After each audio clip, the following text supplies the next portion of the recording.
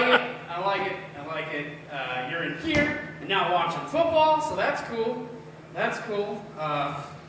Or not. Maybe you're angry that you're here and not watching football. Nobody's excited about that. Okay, well, this is off to an awkward start. That's okay. I'm an awkward person. You know, I get it. I look like a dad that's never mad but always disappointed. Right? Like, I'm disappointed in everything.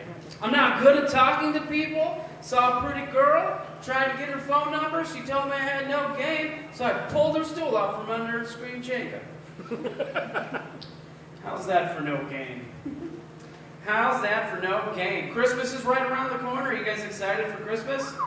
Yes, I'm excited for Christmas. I am. Now that I'm an adult, I love Christmas because you know what I'm going to do for Christmas? I'm going to get up, I'm going to drink all fucking day and just watch Christmas movies.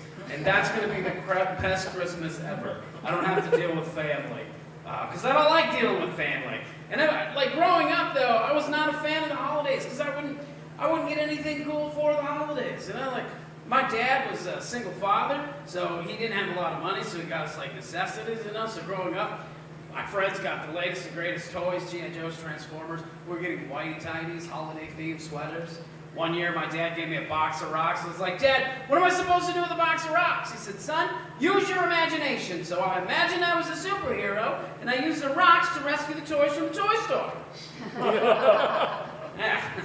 Then when I got home with all the toys, my dad asked, he said, son, where did you get all these toys? To which I replied, Dad, use your imagination. I'm not telling, that's my secret. I think some parents expect too much out of their children.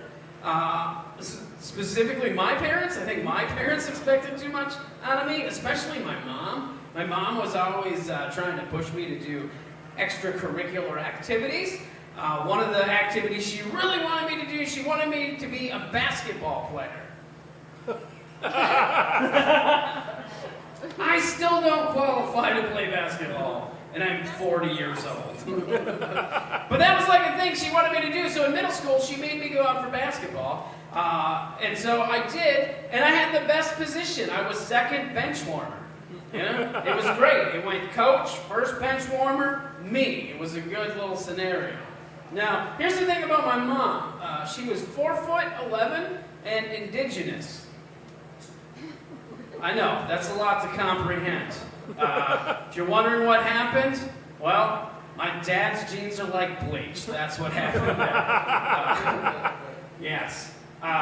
So now that you know that, we're going to go to this. So I remember when I was in middle school, we were at a game. It was like the end of the season or something. And all the tall kids that were good at basketball were in playing basketball like they should. And I was man in my position, second bench warmer, getting water for the other players. It was good, but not good enough. My mom decided that all the players on the bench needed a turn because that was going to be fair.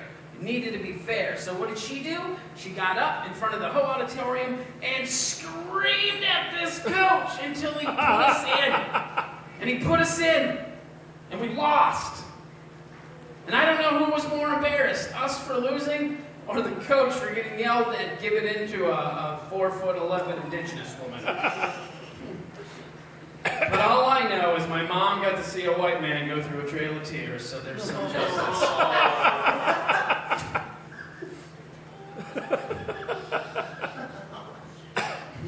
Thank you. I'll take it. It's a true story.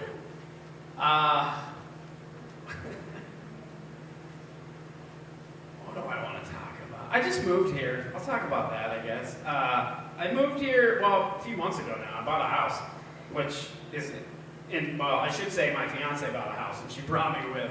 That's how that really went. I don't have money. But we live here now, and it's weird being in a neighborhood. I'm not used to that, because like I didn't live in a neighborhood before we moved in together. I lived in a fun place. I lived in a park.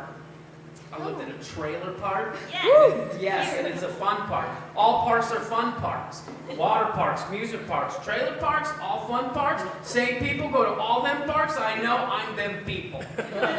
Don't let the sweater fool you. I'm 100% trailer trash. I'm from South Dakota, and meth, we're on it, baby. According to the governor. But I grew up in a trailer park, and I miss it because A lot of fun things happen in trailer parks. Like, one of my favorite things is a guy from the cable company came to try to get us to buy cable. He come to the door and he's like, hey, if we lowered our prices, would you be interested in cable? What if we added more channels? How about NASCAR? I was like, I do like napping, but I don't think you understand where you're at, sir. You're in a trailer park. There's nothing on cable more exciting than where I live. I open my front windows, cops is literally across the street. Wrong demographic. I think mobile homes are the greatest invention. I think without mobile homes, we might not have cell phones. I really do. And this is why I think mobile homes are the best invention, because if you don't like your neighbors, you can move. You don't even have to pack. You just back a truck up and fucking go. That's brilliant. Brilliant.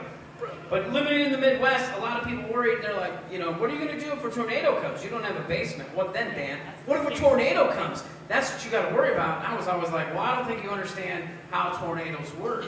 Because if a tornado comes, every home is mobile.